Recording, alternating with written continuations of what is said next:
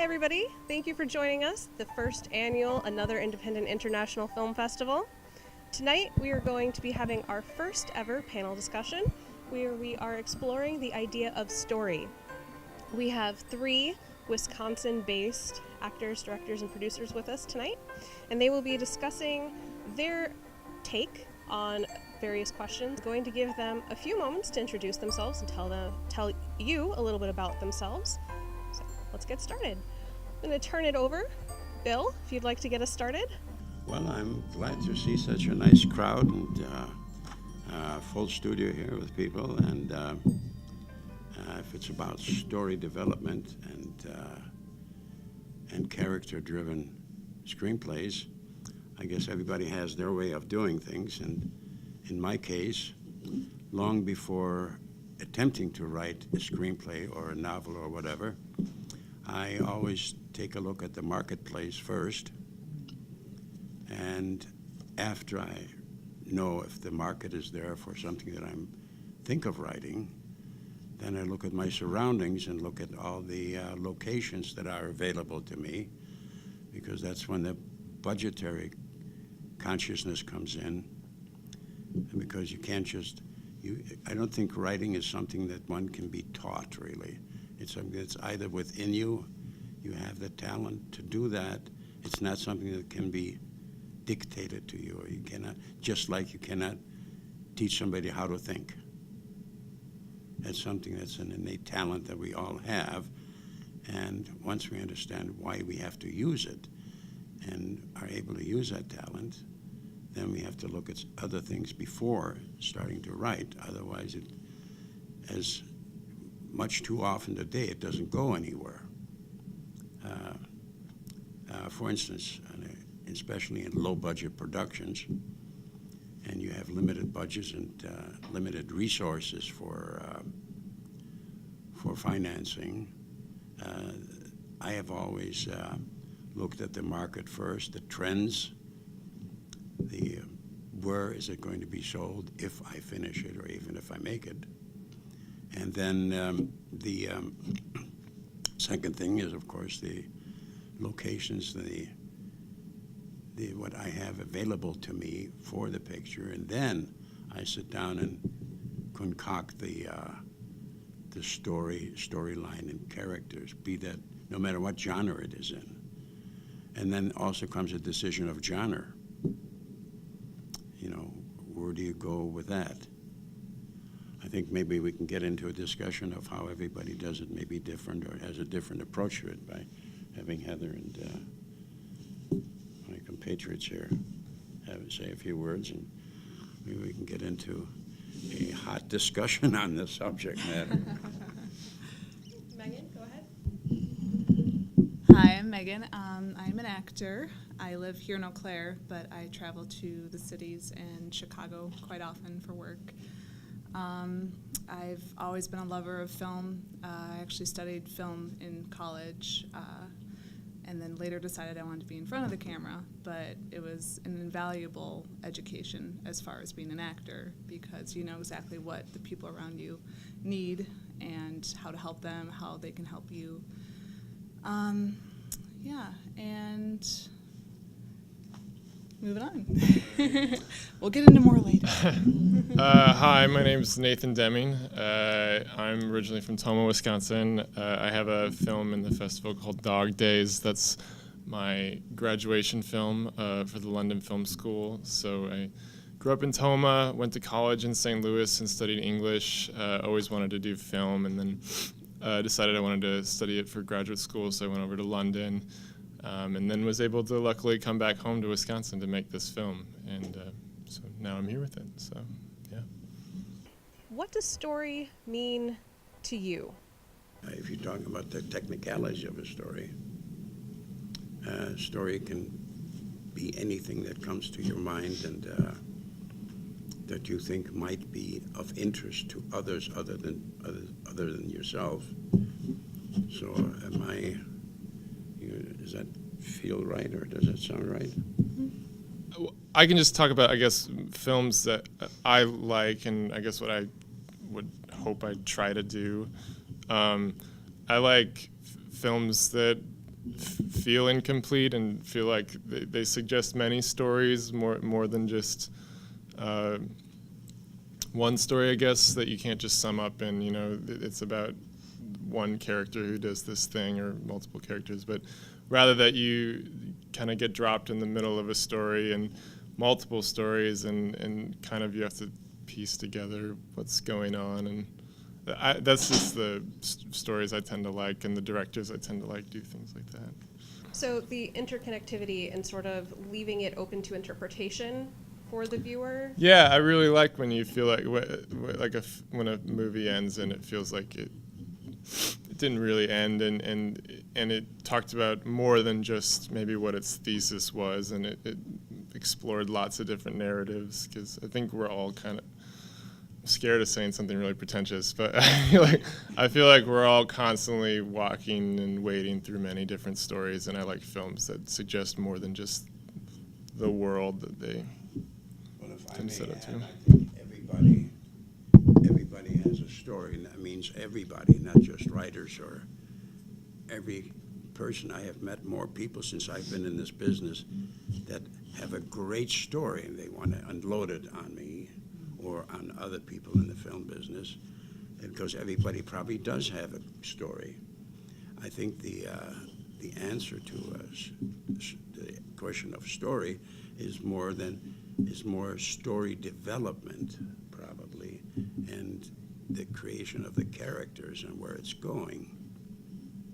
So it's all-encompassing. Like I said, everybody has a story, but now what do you do with it? And how do you develop it, and how do you make it happen?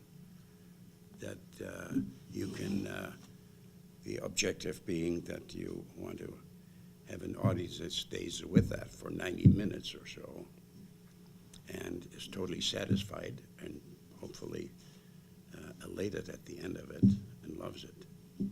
So it's really everything that comes in between in the story development and the character definitions and the character development that makes a movie really what it is.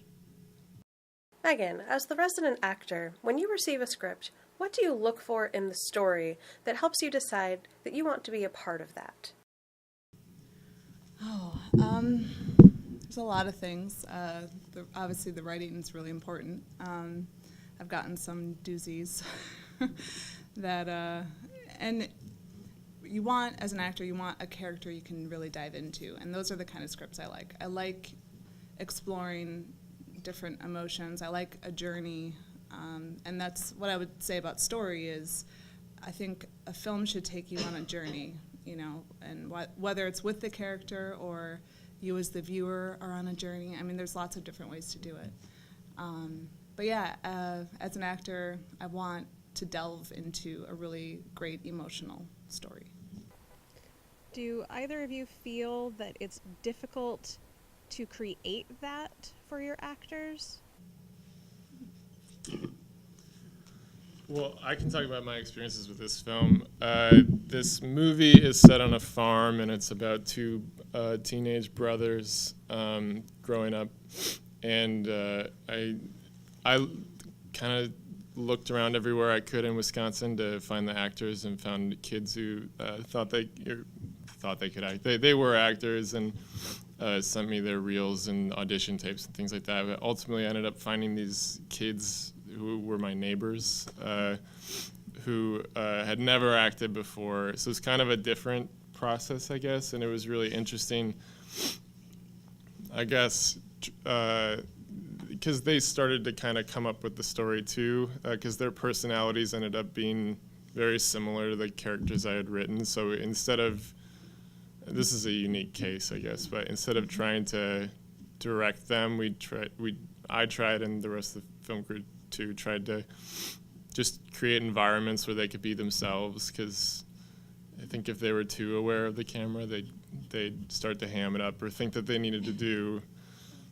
actor things, or overact. But they're also very natural, and they had their own relationship to fall back on. So sometimes we just put them in front of each other and say, like, fight about something, and so we actually credited them at the end with like a lot of the dialogue too. And that was an interesting way to build the characters when it was so closely tied to their own personalities, which isn't always the case, but it was fun for this film. Bill, have you had an experience like that where you've kind of built the characters on set like that? Oh, yes, quite a few times. I think maybe the best way to describe that is, and I don't mean to blow my own horn, but it happens to be about a picture that is coming out either in this Christmas season or beginning of the year from L.A., in Hollywood, made in Hollywood, called Rosemont. I wrote that screenplay about 25 years ago because I wanted to get away from the traditional B-movie fare that I was doing at the time in Wisconsin. And it took 20 years to get the script placed. And it was a beautiful love story because I was looking for something, again, that was based on my surroundings, a farm or a resort type setting. And then I created the characters, very strong characters, a pregnant girl that was came out of an institution and ran away from the institution because her baby was going to be adopted by someone. And a chance meeting of a young man, a skier, on his way to a ski resort in northern Wisconsin. Knowing all these locations and all of these situations beforehand, before I committed it to paper, and then creating the opposite to them, two old people that were living in a lodge in the middle of winter. And by chance they met. And then the story develops that she has the baby, and I make this thing short.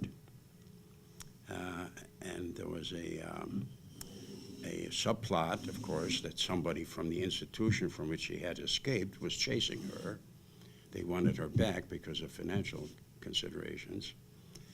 And she, so she was always in danger. There was always somebody behind them.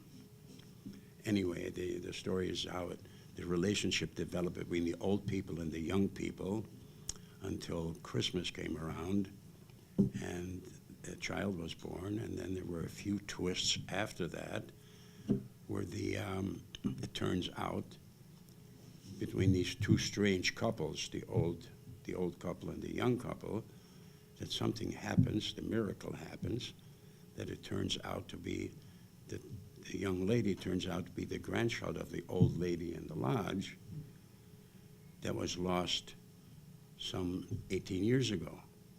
So, and it all comes together by an absolutely beautiful Christmas, the birth of the baby, a Christmas celebration, and a small short courtroom drama that prevents the bad guy from getting the baby back. Now, the morals of the story is that this script was originally written 25 years ago, and it took 20 years to get it out there into the main street of La La Land. And when it did, it lasted for about 3 years, the back and forth, but everybody loved the story. As a matter of fact, I should say that at this very point, some educators from the University of California called the script one of the most perfect screenplays ever written. So that was... Some nice praise. It was, yes, that was very comforting, except the dealings and wheelings that went on in Hollywood were not so comfortable. And originally, Shirley MacLaine was going to star in the part of the old lady. And there was a lot of changes. Now, I'm a little worried because the picture is coming out and it's actually already out. They're re-editing right now. I was a little worried how much they butchered the story, because it really was a beautiful love story and miracle picture. And when we got into it with Shirley MacLaine, who was a control freak, by the way, a real control, she needs to pick the director, the production manager, the lock, stock, and barrel. and what's going to happen to the picture, because they were already talking about some action was needed and some fights and things like that, which never belonged into it. So, yes, I did develop, in that one, I developed some very strong characters. And nobody in Los Angeles, in the old school of Los Angeles, Marina era, to mention a few names, Anthony Quinn and Andrew McLaughlin, director, ever turned it down. They all wanted to do it. It was a question of politics and who was going to produce it. And at that time, I couldn't. They didn't accept me as a director because I had done science fiction, horror movie, science fiction, so they were not going to let me do a love story by any means. So, and end of the story is they changed the title of the picture to Rosemont, which was on the charts and IMDb and all over the internet about 6 months ago, and was being sold to foreign countries. And now it's no longer can be found on the internet, and I understand they're re-editing it, so I'm expecting it to come out probably for television this winter or first thing in spring. This will be an interesting situation and proof of what happens to a good script when it goes to La La Land. Now, back to where we started with character development. You know, that's all in the eyes of the director and the way the actors and director feel when they get into when the script is done, and once they feel, and all feel it's good for them, that's when it'll all created. You can write all the things you want. It really never happens that way. It's a relationship that is developed, and the character is created in the minds of the director and the actors, and they work on it so hard that it comes off just right. Am I would correct agree, in saying that? Absolutely. Megan, have you had any on-set moments where the director, writer, producer, somebody above you, so to speak, in the hierarchy just decided we're changing direction and you had to just completely relearn your part? Not a full 180 or anything like that. There's definitely been times where we've discovered things as we've gone, but that's kind of normal, I feel like. The script is always a guide, but who your character is doesn't really come out until you, like Bill was saying, you work with the director. And some directors are very hands-on and some aren't. I've worked with some where they're just like, okay, go. And then you just have to feel and hope that what you brought to the table is good enough and what he wants or she wants. But I noticed Megan is reading a little bit about you, Deming. Oh, okay. I'm seeing that you went to method acting, I the did. actor studio. And I had a funny story. I had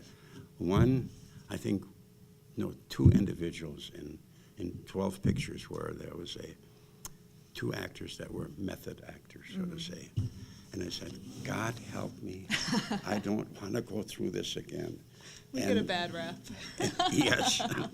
And because one was Catherine, I think it was Catherine Hopkins, who was in a picture called The Capture of Bigfoot with Otis Young and Stafford Morgan and George Buck Flower.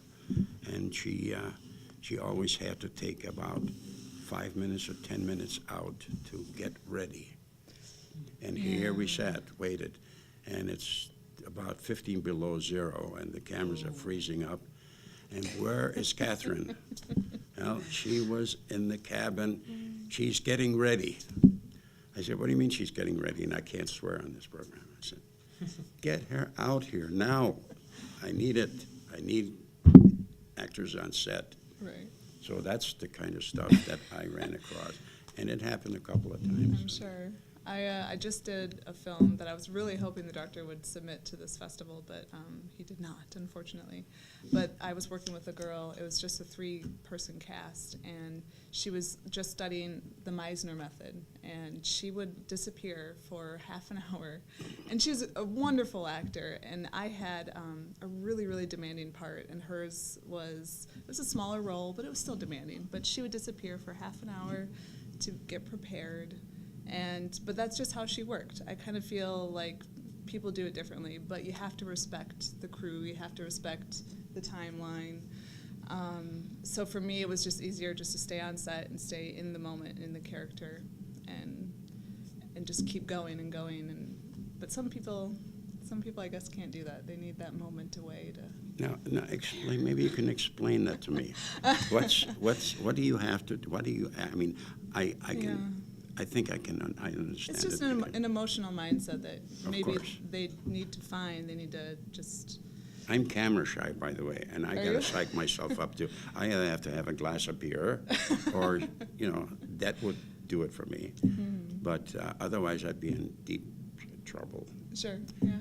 But what do you personally have to do to get into the thing? I don't know. A lot of the times, the director, if it's a really difficult scene, will take me aside. Like this last film that I was on, he took me aside and we talked about it, and it riled me up so much that I could get there with no problem. Other times when I have to do it on my own, I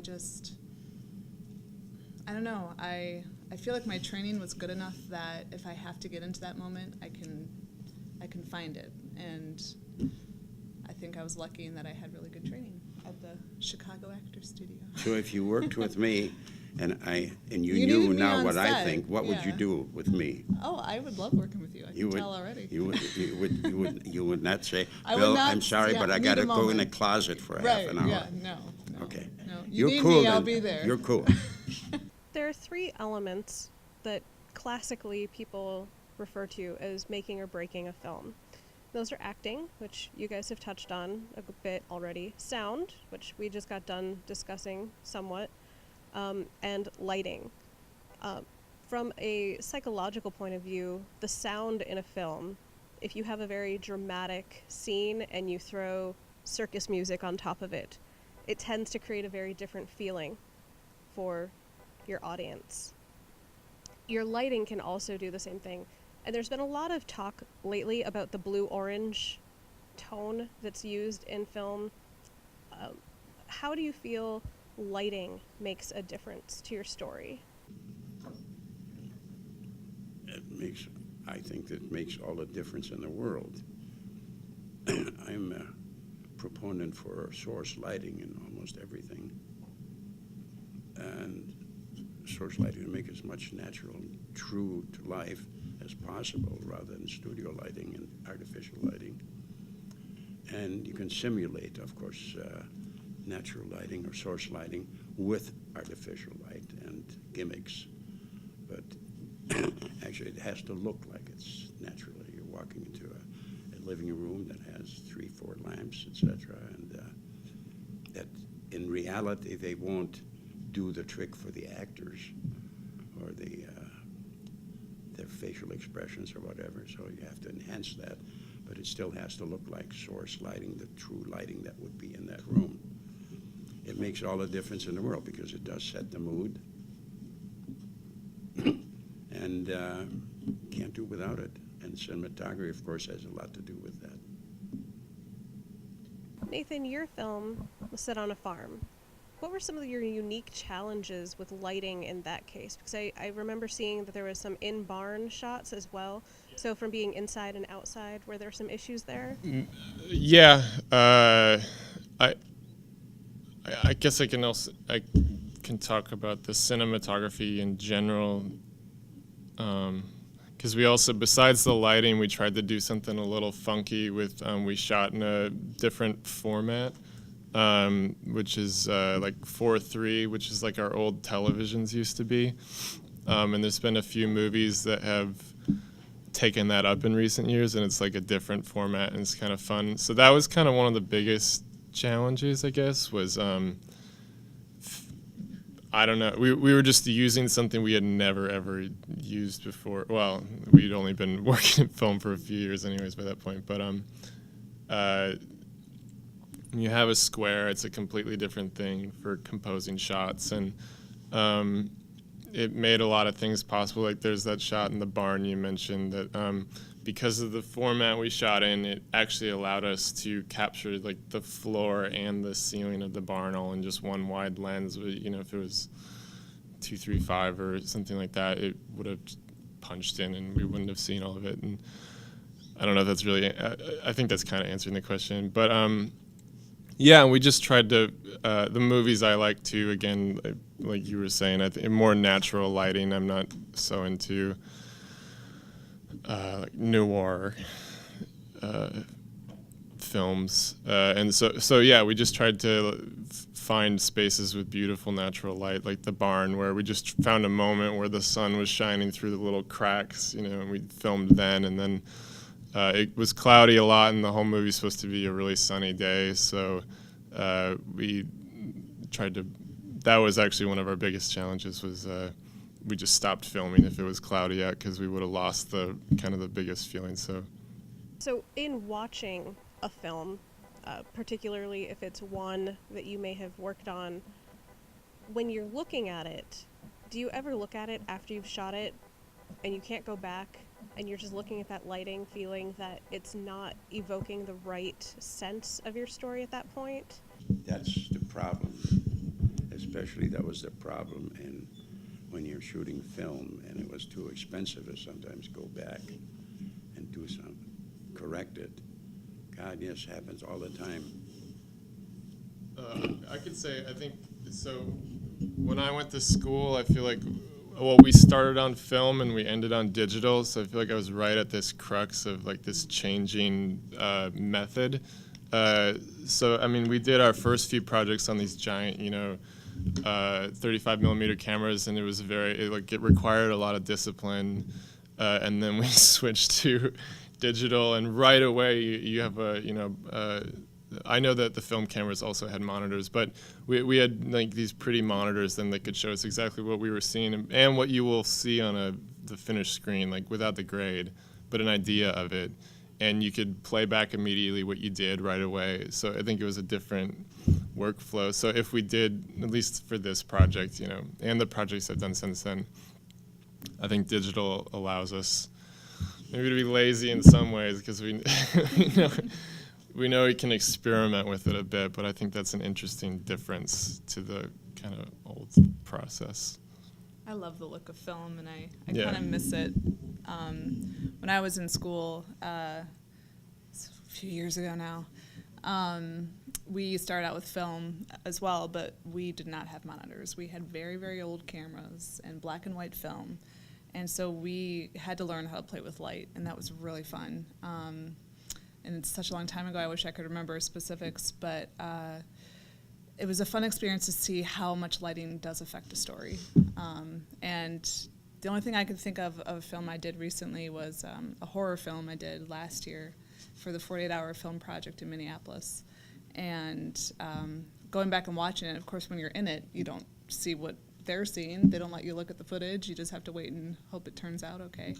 But the beginning of the film was kind of comedic and fun, and it was a husband and wife, and the lighting was like this bright, cheery thing, and then everything, suddenly became grainy and dark, and so it's just really fun to see what the crew, the filmmakers, come up with, and to be a part of that. So if you've got an amazing story in your film, can you be lacking in your lighting or sound or acting, or do you need all four elements to really make your film? Is there anywhere that you can really skimp? Sound. No. Kidding. Not sound. Definitely not sound. Sound can be a killer. Oof. If you don't have it right. I feel like, I don't know. I guess no. There's nowhere. But any movie, there's some really, really cool movies I've seen that do one of those things in a really unconventional bad way, but somehow it fits the mood, I guess. Did you study experimental film? in We didn't college? we didn't Oh, do okay. experimental stuff as much. Kind of sound like someone who did. That's why I said No.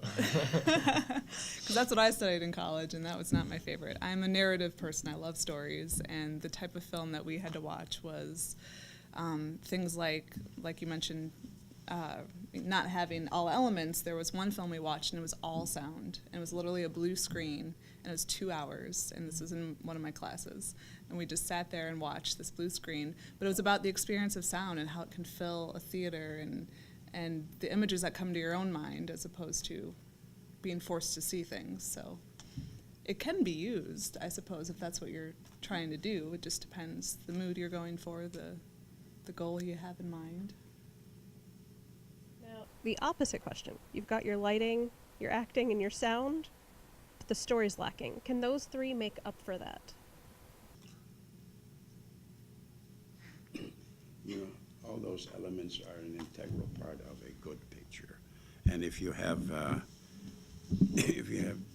flaws in any of them, it'll show, and that'll degrade the picture. And the problem in film and low budget, you had to make a lot of concessions in some areas, but it always showed and also reflected on the distribution of it and the pickup by distributors.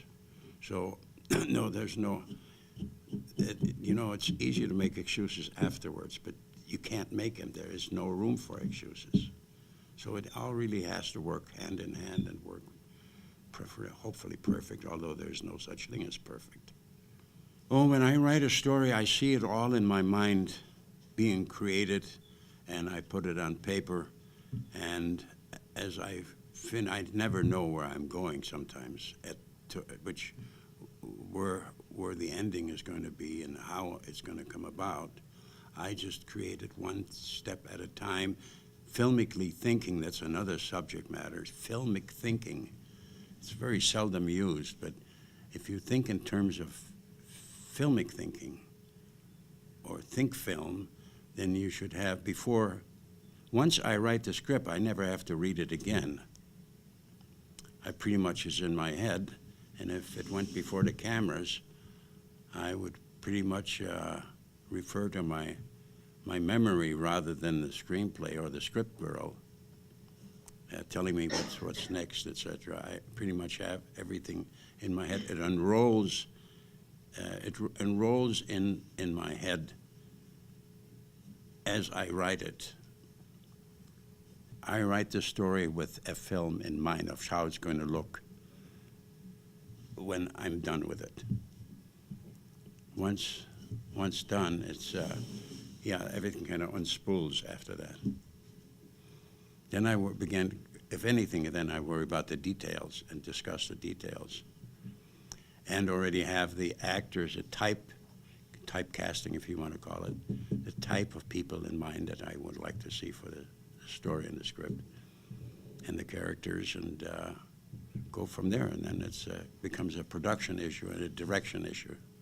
So again, with this movie, Dog Days, it was it was a short story that I wrote in college. So I only wrote it for a writing class. It was only supposed to be a short story.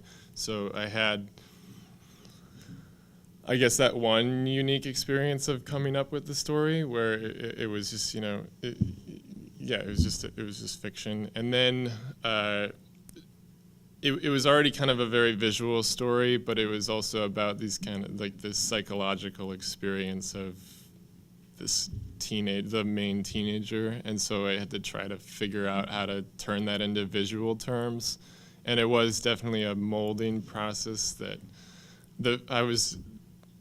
I think the movie's a lot different than the initial, I guess, feeling I had in my head of, this is exactly what it'll look like.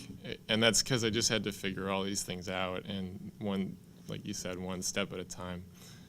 And we had all these elements early on that just got cut, like they were supposed to be wild animals that he sees flashes of that we tried to fake, and it looked terrible, and just all these things. And I don't know, it's interesting to see how it turns out, because it's never exactly what you think it'll be, but it's cool when you get something close to it, I guess. Does film allow you to stray from a linear story model? Can try this as an English major as well as a filmmaker. Just read. I was in a lot of story workshops. And I think telling a good story is, for some reason, really, really, really hard. And every week, everybody would turn in something, and a lot of it would be really bad. I'd write really bad stuff. Everybody would write at least one good story at some point, but for some reason, I think to tell just a story that's engaging, that seems to capture an experience or capture something, I think those rules help. I don't know. I mean, and as frustrating as they can be, I think most movies, for example, or just short stories or novels too, they somehow adhere to that, or they're for some reason, our brains are designed like that. For whatever reason, it's just the kind of most efficient way to get things across. Otherwise, things are kind of dull to read. They meander. I mean, those are the biggest sins, I guess, in most bad writing. It's like you just tune out. And for some reason, in drama, that works to build up to a climax, to constantly increase the conflicts and things. And obviously, really good storytellers play with our expectations and things. But I think those rules are good, I guess is all I'm saying, because I think, especially when you're starting out, you're not totally aware that that's what lies behind. That's the architecture of most of the stories you like. And I think at that point in time, one has to think in terms of the audience, and think not so much of what you're putting down as a writer, but will it be acceptable by a universal audience? And that's a big word, universal, because but common sense dictates that you have to think in terms of what will they accept? How long can you let something stretch out or play before it starts getting too long or boring? And that, again, that's within you and the writer. And you have to feel as the audience rather than as a writer or director. That's very tough to do. Sometimes you misjudge that. How long can you sustain a dialogue scene that says nothing? If it's meaningful and it's part of that storyline, then you can get away with the obvious for a longer period of time. If it is not, then you're in deep shit trouble. So that's just good judgment, and then when you need to break for some action, break away from that, get to a different cut, change sequence, and get to something more uplifting or whatever, a little more activity and what have you, and then get back to that if necessary. So keep it moving, in other words, not by action scenes, but by delivering the right cuts and sequences, and keep it moving so there's always something happening and something to get into emotionally and psychologically. Courtroom dramas are a good example. Long, drawn-out things. You see the podium, you see the judge's bench, you see the defense and prosecution attorney, what have you. How much can you do? You get cut and forth, back and forth. How long can you let them do it? It has to be interesting and innovative and riveting, almost, to keep that audience going. So, which is it's a very, very special field too. Writing for courtroom dramas, very tough. And you may have to be a lawyer too. On that note, there's a really, really good movie out right now that everybody should try and see called Court. That's an Indian film, and it's the exact opposite of that on purpose. It's a courtroom drama that, the whole point is that they stay with the most mundane dialogue possible. It's just the procedural, and the whole story is about this untouchable man who, I think it's called The Untouchables, right? It's about the caste system, and it's the lowest caste, and he's continually thrown in jail simply because of his caste, but the whole film just stays stuck on. I just thought of that. It was really interesting and somehow that stays interesting too, I think, because we're probably enraged at the bureaucracy of it and stuff. But. The difference between commercial viability and the integrity of what you're envisioning. Boy, that's a loadful. It's a good question, and it's a call that you have to make at the beginning of your career, I think. I have always advised, I talk to a lot of film students and give some classes. I've always say that if you want to create something that is artistically excellent, to show that you are a great director and have tremendous talent, that's not going to make you any money, usually. It's just a waste of time, because that's something that develops later with experience. I've been taught, and I found myself in a position where I learned the movie business first before I ever shot a camera or made a film. So I knew the business before that. And so I asked myself, what can I do to be in this business right now, be a producer, a director, and a cameraman, etc. I chose to do something that is commercial, that I knew I could sell beforehand, or as I was making it even. And maybe I was lucky, and let's face it, in this movie business, it's always a question of you got to be at the right place at the right time. That's everything. So personally, I chose the low-budget B-movie route, which I happen to have been successful with. Now, for me, at this time and age, I would choose something that I think that would be more artistic, so to say. And I've written scripts, and I mean, while I was doing that, I was getting my satisfaction by writing screenplays that were totally different than I was making. So maybe now comes a time, once you have the experience and know the entire enchilada, so to say, now I can sit back and say, now I want to do something that I like. To do it as a first-timer, I would highly not recommend it. From an acting standpoint, I am in complete agreement, because, of course, I want to go in and I want to do all the wonderful artistic movies that I've loved all my life, but you have to get to a certain point to be able to do that stuff.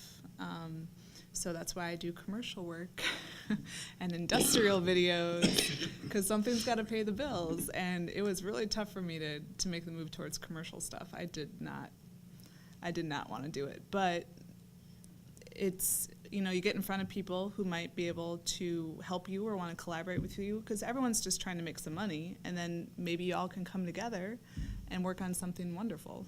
So you just never know where you can go with that stuff, and you need to make money too. Yeah, and you will work on something wonderful. We're going to try it. Oh, all right. I guess I'm still figuring out what I'm doing. The past few, I just graduated a year ago, and since during school and after school, I've worked jobs. Well, not during school, but after school, I've just worked jobs that mainly all my extra money goes into like funding future projects, and they're not commercially anything. They're not, but they're fun and they make me feel great, and I learn a lot from them. And this is one of them. And I don't know where I'll be in 5 or 10 years with that. But I guess part of your question I thought about was it is weird how you still have to tailor, I guess what you said, with original intentions to the way people respond to it, which can be really good and really frustrating. Just because sometimes it feels like you don't know what, I'm still learning, so it feels like you're figuring out how to communicate, so there's these things that you think will be brilliant, like, oh, he'll pick up a spoon at the end and like it'll signify he's gonna cook again, or I don't know what, but and then you realize like nobody knows what. I had a film in school that ended with this character frying an egg, because I thought it like symbolized she's healthy again, like she can eat, and everybody was like, because the movie was about an alien, and then it ended with a frying egg, and people were like, "So she just fries an egg?" Like, so I don't know. It's just really interesting figuring out that process. And with this movie, even I had this whole thing planned out where I wanted it to start. We tried to do this. I wanted it to start out on the sun, the surface of the sun, because the whole movie's about heat, and it was this stupid, pretentious thing. And we tried it, and everybody who watched was like, "What the heck is this first 2 minutes about?" Where you're just like looking at NASA footage that has nothing to do with. I don't know. So it's interesting. You know, it's the people that don't try. Today it's the thing. You put something silly together for YouTube, and you get all the recognition in the world. A good filmmaker tries the same thing or tries something on YouTube. Forget it. You can't even get it out there. It's got to go viral. Let's face it. Well, we're coming to the end, so I'm going to give you guys all a chance to kind of state anything that may have been missed, sort of a closing statement or what have you. If you've had anything that you've wanted to say that you haven't had a chance to delve into. Well, all I can say is thank you for coming, and I guess the best thing to do is say, look out for Rosemont when it does come out, because I want to see how well it's made or butchered. That'll be an interesting bit. I think you should say the Closing thing? Well, it's funny that stories are made in the editing room, I think. And I used to love editing when I was in school. And it's interesting how when you're doing a film, you can start out with one idea and you think you have everything down, and then you look at it in that editing room and you're like, oh, that doesn't work, that doesn't work, that doesn't work. But again, that's why it's a collaboration, and you find great people around you, and maybe you start with something that you didn't expect, but you will end up with a great piece of work that you can all be proud of, hopefully. I can plug, I'm working on my first feature film. It's called Speaking in Tongues, and I'm shooting it here in Eau Claire in January. And it's low budget, and there's some scenes we need lots of extras for. So I'm going to put that out in the ether right now. We shot most of it in Chicago this summer, and it was really fun finding as many people as possible, just volunteer and work on this passion project. So that's what we're doing here too. Well, I want to thank all three of you for being here and sharing your stories with us and your thoughts on story. This has been a presentation of the panel discussion from Another Independent International Film Festival 2015. What is your story? How story can make or break a film? With Bill Rebane, Megan Corse, Nathan Deming, and moderated by Heather Harkins. Camera by Rick Wold. Editor, Aaron Rigby. Shot on location at Chippewa Valley Community Television in Eau Claire, Wisconsin. If you would like a copy of this program, contact us at 715-839-5067 or online www.cvctv.org.